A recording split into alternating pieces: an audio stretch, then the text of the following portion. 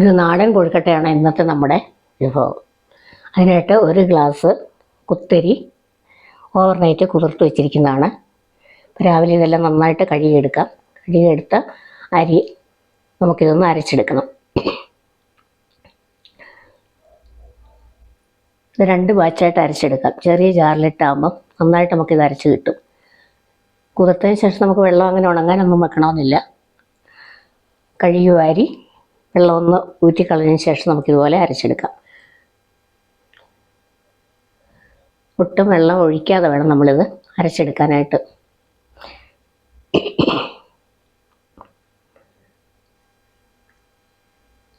ഇതുപോലെ ഇടയ്ക്കിടയ്ക്കൊന്ന് ഇളക്കി ഇട്ട് കൊടുത്തതിന് ശേഷം ഒന്നുകൂടെ പൊടിച്ച് കഴിഞ്ഞാൽ നന്നായിട്ട് പൊടിഞ്ഞ് കിട്ടും. വളരെ പ്രാചീനകാല ഒരു വിഭവമാണിതല്ലേ.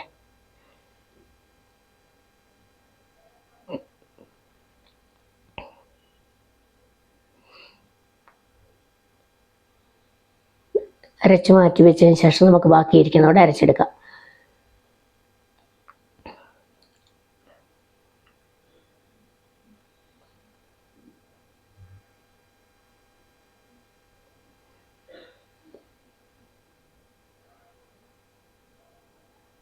ഇതിലേക്ക് അര ഗ്ലാസ്, നമ്മൾ ഒരു ഗ്ലാസ് അരി എടുത്ത് അര ഗ്ലാസ് തേങ്ങയും കൂടെ ചേർത്ത് കൊടുത്തിട്ടുണ്ട്. തേങ്ങ കൂടുന്തോറും അതിന് ടേസ്റ്റ് കൂടും. 1 ടീസ്പൂൺ ജീരകം ചേർത്ത് കൊടുക്കാം. ഇനി ഇത് നന്നായിട്ട് അരച്ചെടുക്കാം. ആവശ്യമുള്ള ഉപ്പും കൂടെ ചേർത്തിട്ടുണ്ട്.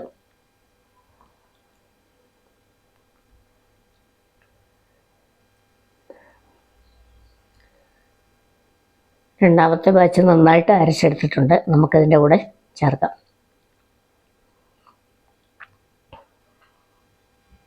ജീരകമൊക്കെ ചേർത്ത് നല്ലൊരു വാസന വരുന്നുണ്ട്. അപ്പം ഇതിന് നന്നായിട്ട് നമുക്ക് ഒന്ന് പ്രസ് ചെയ്ത് കൊടുത്തിട്ട് ഉരുട്ടിയെടുക്കുന്ന പരുവത്തിലാക്കി എടുക്കണം.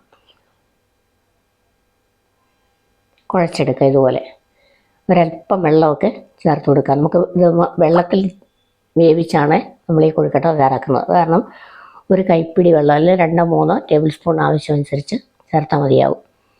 നന്നായിട്ട് കുഴച്ചെടുക്കണത്.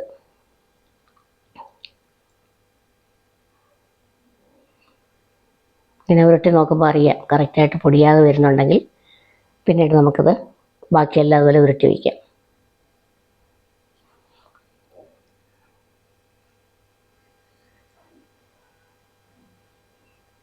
പഴയ കാലങ്ങളൊക്കെ സാധാരണ മിക്കവാറും ഇതായിരിക്കും. അപ്പം പിന്നെ നമ്മളൊരു പാത്രത്തിൽ വെള്ളം വെച്ചിരുന്നു, നന്നായിട്ട് വെട്ടി തിളയ്ക്കാൻ വയ്ക്കണം. അതിനുശേഷം നമ്മൾ ഉരുട്ടി വെച്ചിരിക്കുന്ന കൊഴുക്കട്ട അതിലേക്ക് ഇട്ട് കൊടുക്കാം. അതിനുശേഷം നമ്മൾ ഇളക്കരുത്. നന്നായി ഒരു 5 മിനിറ്റോളം തിളച്ചതിന് ശേഷം ഒന്ന് ഇളക്കിയിടാം. അല്ലെങ്കിൽ അത് പൊടിഞ്ഞു പോകാനും കുഴയാനൊക്കെ എളുപ്പമാണ് ഉള്ള ഒരു സാധ്യതയുണ്ട്. ഇതുകൊണ്ട് 5 മിനിറ്റ് കഴിഞ്ഞതിന് ശേഷം ഞാനിതൊന്നിങ്ങനെ ഒന്ന് ഇളക്കി കൊടുത്തു.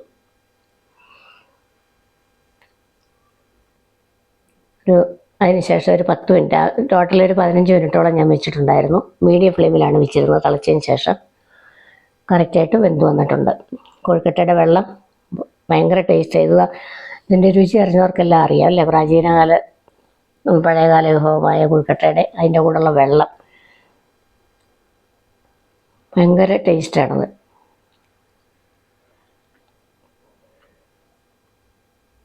അങ്ങനെ നമ്മുടെ കൊഴുക്കട്ട തയ്യാറാക്കി വെച്ചിട്ടുണ്ടല്ലേ. ഇനി ഇതിന് നല്ലൊരു ചട്നി കൂടെ തയ്യാറാക്കാം. അതിനായിട്ട് ഒരു 8-10 ചുവന്നുള്ളി എടുത്തിട്ടുണ്ട്. ഒരു ജാറിലിട്ട് നമുക്കിതൊന്ന് അരച്ചെടുക്കാം. സൂപ്പർ ടേസ്റ്റാണ് ഈ ചട്നി. അതുപോലെ ഒരു 3 പച്ചമുളക് കൂടെ ചേർത്ത് കൊടുക്കാം. എരിവിന് ആവശ്യമനുസരിച്ച് കൂടുകയോ കുറയ്ക്കുകയോ അതൊക്കെ ചെയ്യാവുന്നതേ ഉള്ളൂ. പിന്നെ രുചിക്ക് ആവശ്യമുള്ള ഉപ്പും കൂടെ അതിൻ്റെ കൂടെ ചേർത്ത് ഇതൊന്ന് ചതച്ചെടുത്താൽ മതി. പണ്ടൊക്കെ അരകല്ലിലൊക്കെ വെച്ചല്ലേ എടുക്കുന്നത്. അപ്പോൾ ഇതുപോലെ ഒന്ന് പൾസ് ചെയ്ത് നിർത്തി അരച്ചെടുത്താൽ മതിയാവും. അപ്പോൾ അങ്ങനെ നമ്മുടെ മുളക് ചമ്മന്തിയും റെഡി ആയിട്ടുണ്ട്. കപ്പയ്ക്ക് കാച്ചിൽ ഇഡ്ഡലി ദോശ ഇതിനെല്ലാം നല്ല സൂപ്പർ ടേസ്റ്റുള്ളൊരു ചട്നിയാണ്. നിങ്ങൾ തയ്യാറാക്കി നോക്കണം. അല്പം വെളിച്ചെണ്ണയും കൂടെ അതിൻ്റെ കൂടെ ഒഴിച്ചു കൊടുക്കാം. കടുക് വറുക്കുന്ന ജോലിയൊന്നും തന്നെയില്ല. വളരെ പെട്ടെന്ന് നമുക്ക് ഈസി ആയിട്ടിത് തയ്യാറാക്കാവുന്നതേ ഉള്ളൂ.